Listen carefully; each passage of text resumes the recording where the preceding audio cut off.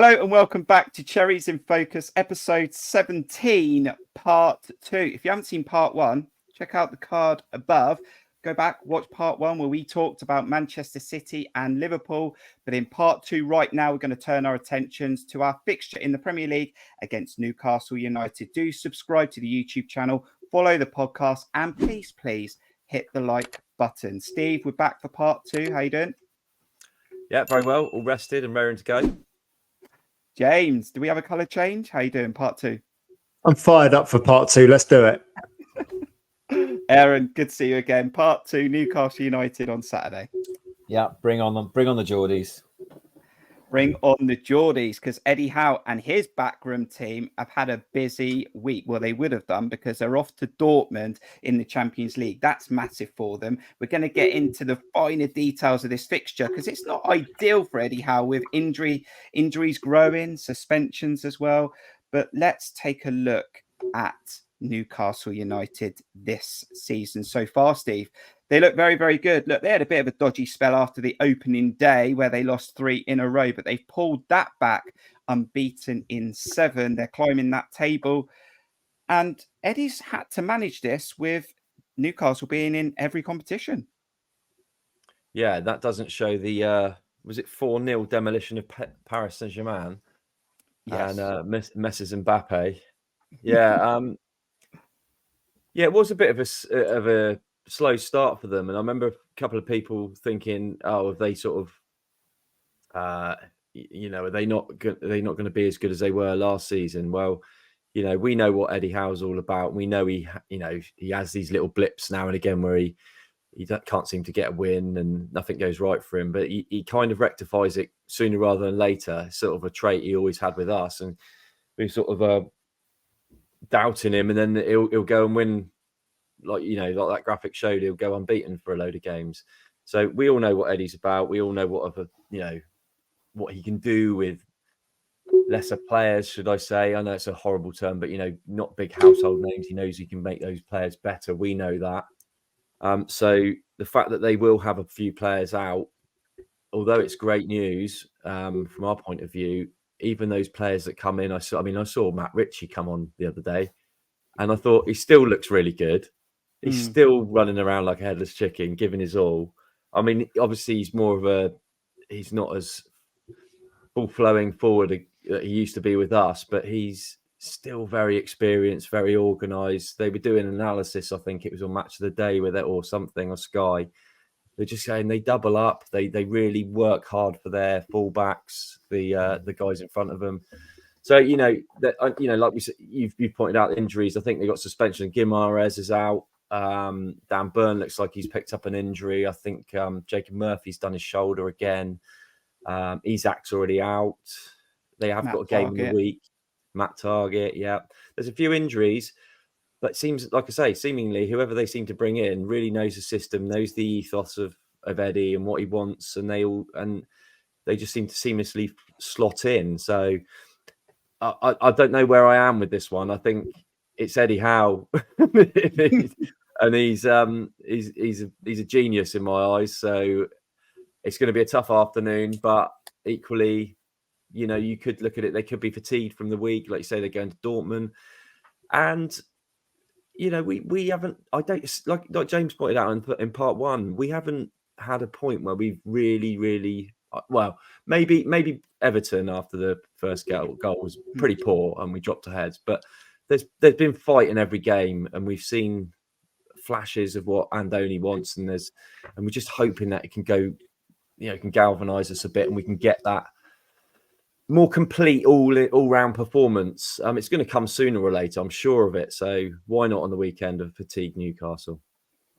And James, who would have thought that Eddie Howe was an exceptional coach, head coach, manager? He's getting all the praise now. Shame he didn't get the praise as much as he should have got when he was at Bournemouth.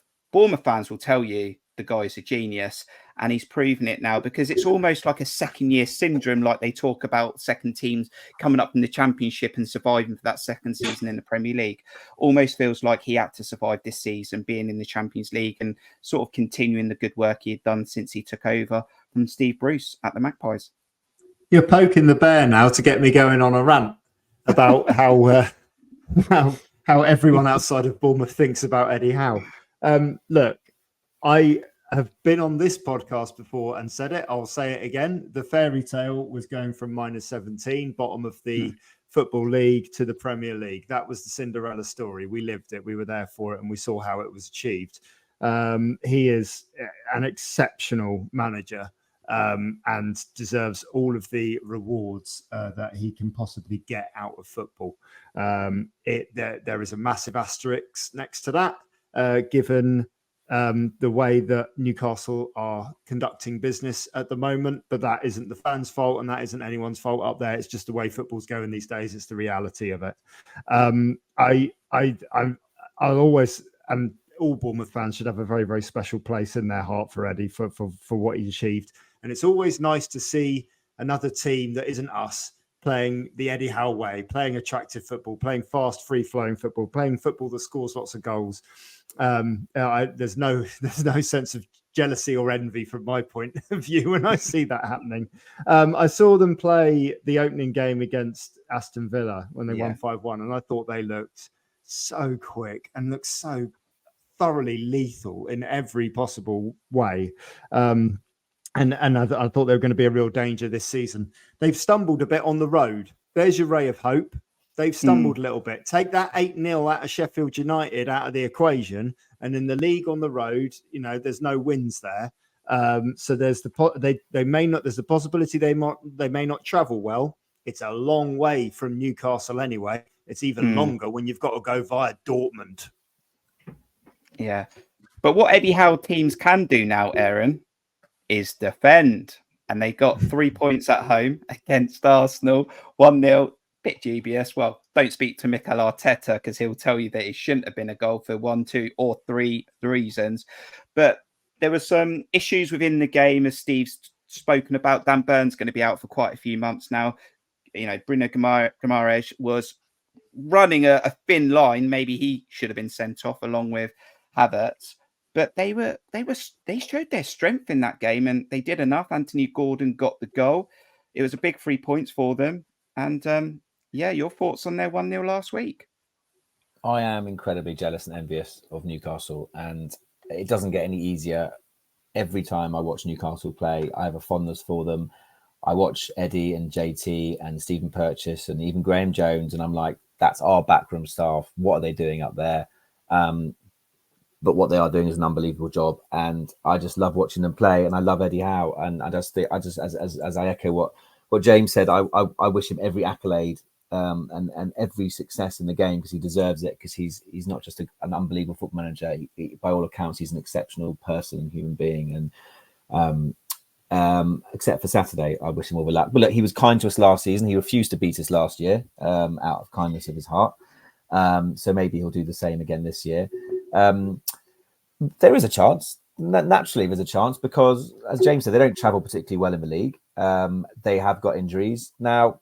If they had a full week to prepare for this game, then I would be less hopeful, because, by all accounts, Livramento is going to be at right back, Trippier at left back, but they're going to have to. But basically, the team picks itself for both games because of the injuries, really. So Burns out, Target's out, as we've already said. Botman is still out. So the kind of back four does pick itself. Dummett might come in potentially, but other than that, and the midfield picks itself, because Tonali, obviously, we know is out for a few months anyway. Guimaraes is out. Murphy's out. So you're going to have Longstaff, you're going to have Joe Linton, and you're probably going to have Willett coming back in because he's fit again, although he's been out for a while. So that will certainly be the three against Dortmund. Isaac's still out, as we've said. So it's Wilson, Almiron, and Gordon. So their first 11 is still unbelievably good. But I presume that's the one that's going to be playing against Dortmund. So that's the only ray of hope, that they're going to be tired from that. Dan Burns' height will be a great relief to us, that we're not having to defend against him either. So look, there's positives, but as the other guys have said, assuming they all come out of Dortmund, whatever the result, they all come out injury free. That first 11 is still incredibly frightening, and if they click, we could be in trouble. But as others have said as well, if we click, we can be good. There's a plethora of wingers now. We've spoken about the plethora of wingers. They all seem to be able to really taking their chances. We all love Semenyo and Tavernier at the moment. They'd be my first choice too. Kluivert did really well against Liverpool. Sinisterra obviously came on and scored. We all know what Brooksy can do. So they're all kind of chomping at the bit, and that's the exciting bit. So it's another tough game, but it's not Manchester City away. It's a hopefully tired and injury ravaged Newcastle, and we can hopefully get something. Yeah, Steve, we are going to move on to the Cherries and have a look at how we can set up and maybe approach this game. But as we keep going over a similar subject in regards to how Andoni can really get the ball rolling at Bournemouth, I just look at Eddie Howe, and he had a plan. I know he had time out to review what his next step was going to be, but he went to Newcastle. He had a plan. He knows he needs JT for certain aspects. He needs Stephen Purchase. He had a plan that was going to be successful, and he's done it in rapid time. This is where I feel like I just can't really go against Andoni at any point at the moment, because I just feel like he needs some of his own style and his own people to back him up when he's on the training ground. Heck, when he's not even on the training ground, that message is still being delivered. And at the moment, it's still the guys that we all love, the Tommy Elphicks, the Sean Coopers and all that. But it is the guys that have been here before this new vision came in. And that's the difference for me. When you're looking at Eddie Howe, when you're looking at Unai Emery, they've got their own people. Yeah, they have. And one thing that we don't give Eddie, I don't think we give Eddie enough credit for, is what he was massive advocate was getting a good dressing room, getting some real team spirit and camaraderie. First thing he did when he got the job was get Big Fletch back from Crawley, just as more of a cheerleader than anything, just to rally the troops because of this situation we're in. And you've got to say that so far, I don't think under Andoni that you look at that team and think there's a bunch of real good close buddies out there. I mean, there's still a few individuals, I think, but you're going to get that from having that amount of new faces in and around the team. What we used to see from Eddie and Jason and all this, in the club, used to put it out all the time, was them doing team bonding sessions. We would see them going for a bike ride down the beach, and I don't think we've seen any of that stuff since Eddie left, and I think that holds quite a lot of stock with creating a team. And that's what we don't seem to quite be at the moment. We're not quite a team at the moment. Hopefully, when, like you say, if and when we get Andoni gets his own guys in, he can look at spending a bit more time focusing on building a team spirit rather than just trying to get his message across on the pitch. I just think it holds a lot of gravitas in football is that sort of team spirit and team ethic. Yeah, James, and looking at players that can influence this fixture for Newcastle United, a player's really stepped up. He came in for £40 million in a previous transfer window. I didn't think he really was living up to his potential when he was at Everton, and he didn't have a great day here when we beat them 3-0 before the World Cup, and that's Anthony Gordon. But he is stepping up now. He's performing very well. He scored that goal against Arsenal, and with all the injuries they're having at the moment, he's getting his chance because Harvey Barnes is out injured as well, and he's got 4 goals this season, 2 assists, and he seems to be thriving under Eddie Howe. He does, because he's a wide man with pace. And wide men with pace play well when they're confident, and confidence breeds confidence within them, and they go on to achieve sort of great things within a season. Eddie's got a great track record for bringing on players of that ilk and making them very, very deadly crossing machines from the touchline. So yeah, I mean, but he's one of just a multitude of threats in that Newcastle side.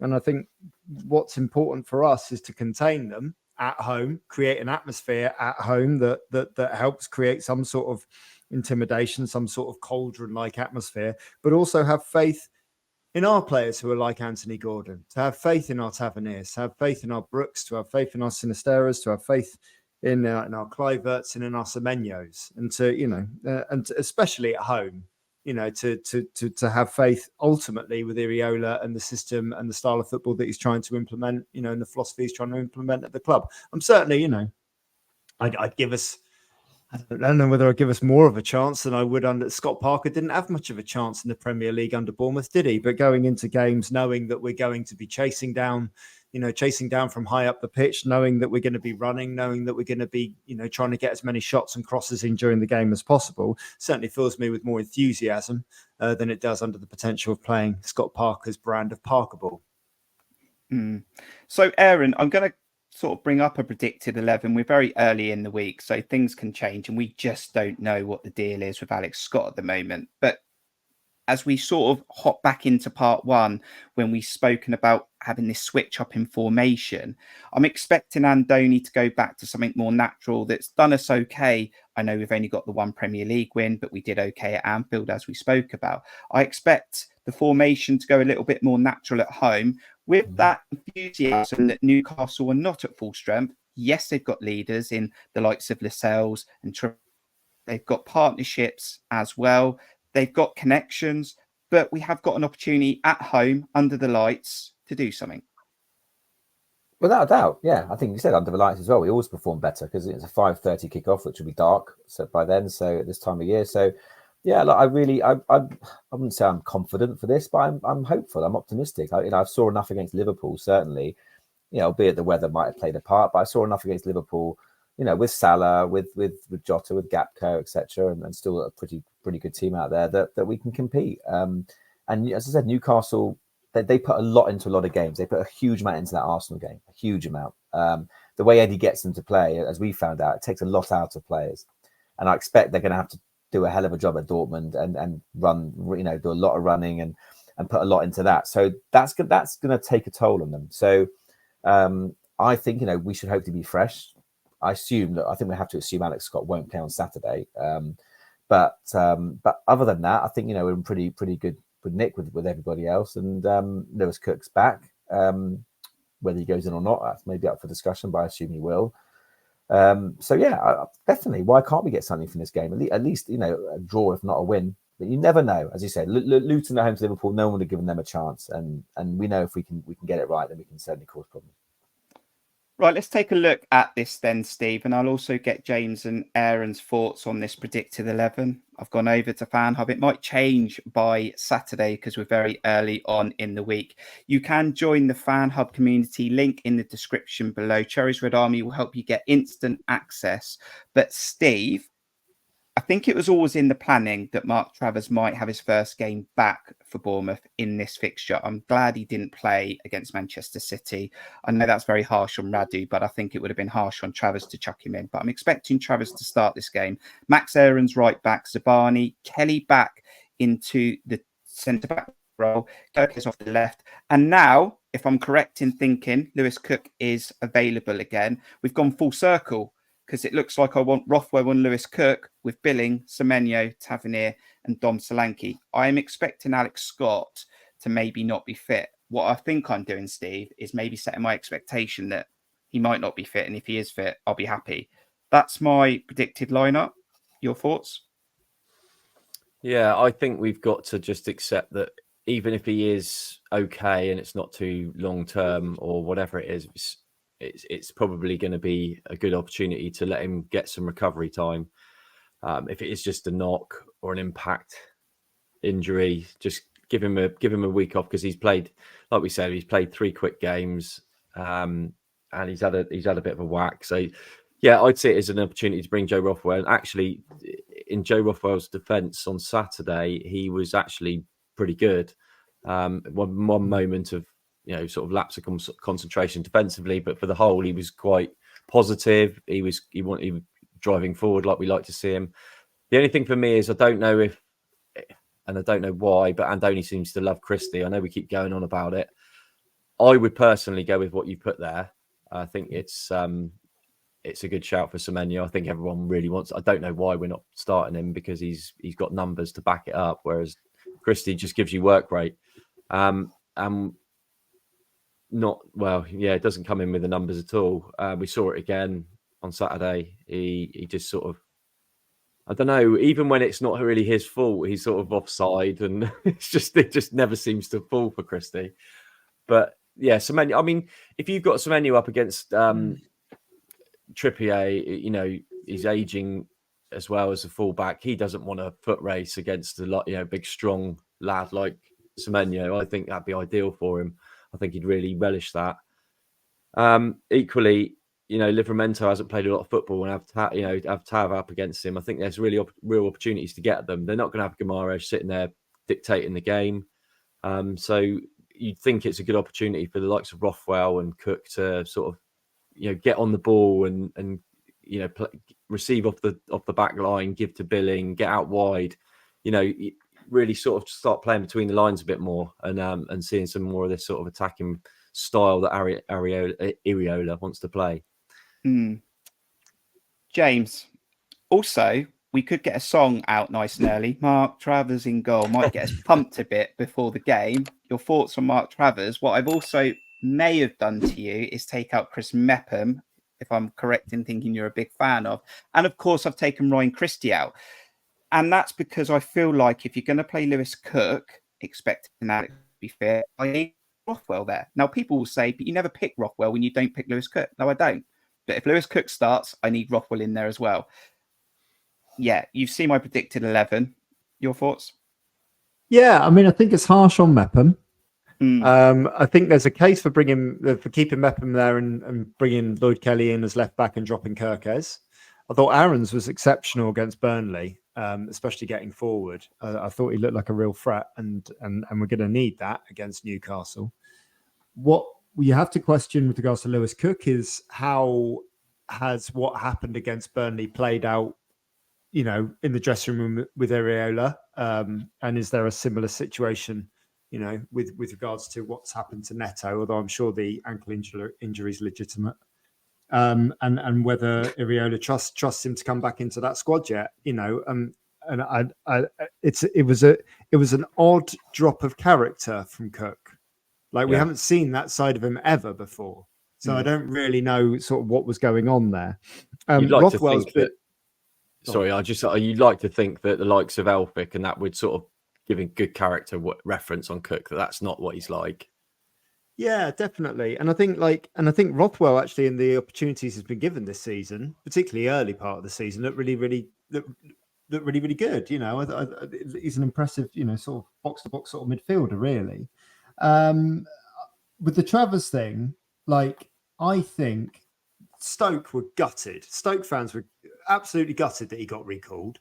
So he's obviously impressing in a short time up there. When he was out at half-time against Burnley, it seemed really refreshing and lovely to see him back. He got a good warm reception and there's a lot of good faith with the Bournemouth fans with him, I think, because he had a raw end of it last season, after the Liverpool game. And he's an impressive goalkeeper. He really is. He's young as well. Maybe there's a case for bringing him in. You seem more sure on this than me. I think they've named Radu and Radu's the goalkeeper. I think that's just the way that Ariela's worked. But I wouldn't be offside with bringing in Travers, for this game. But that'll be our third starting goalkeeper of the season. And then you're getting into the Watford's territory of the Magic Roundabout Football Club of the Premier League, and you don't want to be going down that route. No. I feel like, Aaron, this has to be the third and real bite at the cherry for Mark Travers. He has to take this now. If he starts on Saturday, he can see that Neto's had his struggles. I think we all believe, or I certainly believe, that Rado's not a better goalkeeper than Neto. He worries me a bit with his feet, but I'm glad that he came in, just a bit of freshness, just settled down the centre-backs. Look, it was a tough day at City. Where is it not? But I do think, I want to see Travers in this side now. If we're going to bring him back, let's give him another go, because he did all right at Goodison Park on the final day of the season. Justin Kluivert, Aaron, might also be sitting there thinking, come on, Kirk, what have I got to do to start? But I do feel that Tavernier's more rounded, has more variety, does a little bit more going backwards. And if he can find that final third delivery and finish that we've seen before, Tavernier starts every week for me. Yeah, no, I'd agree on Tav. I think for me, Semenyo and Tavernier have to start either side of Dom. I think, as I mentioned before, Kluivert has impressed. Dango's done well at times. Sinistera's done, Brooks. So there's lots of options. But I think Kluivert did well against Liverpool, but Tavernier was only kind of rotated for that game. I think he didn't come out because he wasn't playing well. As far as Travs goes, I think you're right. I think Radu hasn't done anything massively wrong, but there are a couple of moments. Steve highlighted one in part one, against Manchester City, that it wasn't potentially a great decision to punch. And I'm not, as I said, he hasn't done anything wrong, but I haven't got a great amount of faith in Radu. And I do maintain that whether Neto's injured or not, and whether Randolph was ill or not, they want to get Travers back. There's no point Mark Travers coming back sitting on the bench again. It's just pointless, because the reason he went out in the first place was to play football, and he's played championship football. He's been one of the best keepers in the championship. So it will be pointless in some respects, not just for the club, but for him to come back and sit on the bench again. It's like, well, what am I doing now? Because Neto will be back soon, I'm sure, and Randolph is back now, apparently. So for me, he does come in. And I hope the nostalgia around him, as I said, I was in the North Stand against Burnley. It was a good feel-good factor. His song came out. We remember how good he was in the Championship. And, we'll maybe kind of a bit roast him to spectacles. He's one of our own. He's the biggest goalkeeper. He looks the part. He's a brilliant shot stopper. He had his deficiencies as well. And I was one to call them out. So it's not like we suddenly signed, the world's best goalkeeper, but I would be inclined to give him a go. And I really hope for his sake and ours that he can hold down that number one place, because he is the future. And I think that would be great. I do concur with James as well on Kirkers and Kelly. I actually think Meps, it was tactical on Saturday. Sinessi coming on for Meps at half time. I didn't think Meps did much wrong in that first half. But I think having him in the team, certainly against Burnley, was a really good positive thing. So I actually personally would keep Meps and Zabani at centre back pairing and put Kelly back to left back, because I do love Kirkers, but I think he has his moments, still very young, and Newcastle are one of the top teams. So let's have Kelly at left back. And I concur on Rothwell as well, because if Lewis Cook is back, he's a CDM. Rothwell, his deficiencies are when it comes to CDM, losing his markers, losing his man. That's not his natural position. If Lewis Cook's back, Rothwell is a box-to-box midfielder. That's what he is. So if Alex Scott is injured, let's get Rothwell playing that role, because he can do a job for sure. And that also means Billing plays in that number 10, because if Christie's in the team, Christie's playing at number 10, Billing's deeper, blah, blah, blah, blah, blah. But Steve, the only thing with Lloyd Kelly, and I can see him playing left back like he has previously, and he's done all right, but I just don't see it as the long term. We've tried him there before, many times before. I do feel like Lloyd Kelly is better for us at centre back, and I feel like Zabani is someone that's going to start many games for Andoni. And I don't disagree with James and Aaron. I think Meps is a fantastic defender and really grown into a beautiful footballer, and he's really working for the badge. But maybe Kelly does start at left back in this game, but I definitely see Kelly moving back into centre back very soon. Yeah, I've got this thing about Lloyd Kelly. I do think I disagree with you. I think he's pretty good at left back, to be honest. He's not the overlapping left back you'll want, but actually the couple of times he's played there this season, he has got forward a lot more than he ever used to. He's got the pace to do it. He reads the danger a lot more than Kirk has. But I don't think, in my opinion, I don't think this is the game that's really crying out for him to be there. I would stick him in centre back, and I'd have Kirkers actually, because I think it's more of a natural sort of instinct for Kirkers to fly forward. He does it for his national team, and I just think we need to have that attacking threat in the way that Andoni wants to play. Just my personal opinion. I just think as I say, I think Kelly can do either job proficiently. I'm with you in the long term. I think he wants to play at centre back, and I think he's probably shown his better performances there. Yeah, I'm happy with either, to be honest. I just think it gives a bit more attacking threat with Kirkers. Well, do you use the comments to let us know what you think ahead of this big game on Saturday against Newcastle? Let us know who you think will start, because there might be many changes again. And also put your score prediction in there. So that's been part 2 of Cherries in Focus, episode 17. Aaron, it's been great to have you on. Final thoughts leading into this Newcastle game. Big game. Be nice to pick up some points. Yeah, thanks for having me again. Yeah, it is a big game. It's another one of the tough teams that we know we've got to face. But I'm confident. I'm actually going to go for a score draw. Let's go 2-2, because both teams like to attack. And I think we'll come away quite happy on Saturday. James, need to get the atmosphere going inside Dean Court under the lights. Don't think we've ever beaten Newcastle at home. I think we got a couple of wins away. Would be nice if we got our first win in the Premier League this weekend. It would be Saturday night football. Let's channel it under the lights, just like we did in 1992 under Harry Redknapp with Efan Akuku, Jimmy Quinn, Paul Wood, my favourite ever Bournemouth player. Go up there and we're on a cold January night and we took them 2-2. We beat them 2-2. I predict with fast-flowing football and wingers down either wing that we will beat them 0-0 this weekend. Can't wait. And Steve, I'm looking forward to it. I always look forward to it. I think we've had the Eddie Howe homecoming. We can now focus on trying to get some Premier League points, more Premier League points, try and get outside the relegation zone by the end of the weekend. Be nice, wouldn't it? But I just don't think we can bring ourselves to beat Eddie, can we? We can't do it to him. I'm kind of with the boys here. I think it's going to be a draw, and I think it'll be a good game. Like Aaron said, it'll be two teams having a go. Regardless of how knackered they might be from playing Dortmund and injury ravaged, they'll still be they'll still play the same style. And I think it'd be a good night under the lights. Very entertaining match. Bang on, it's a 0-0 now. Take it. Right. Some stuff to tell you about the channel. Watch along on Saturday, 5 o'clock, I think. John Spark, if you're not at the game, join him on YouTube for that. May or may not have a match day vlog that comes out on Sunday, so hit the notification bell. We'll be back for Cherries in Focus probably on Monday. We'll be back to a live to discuss what happens in that game.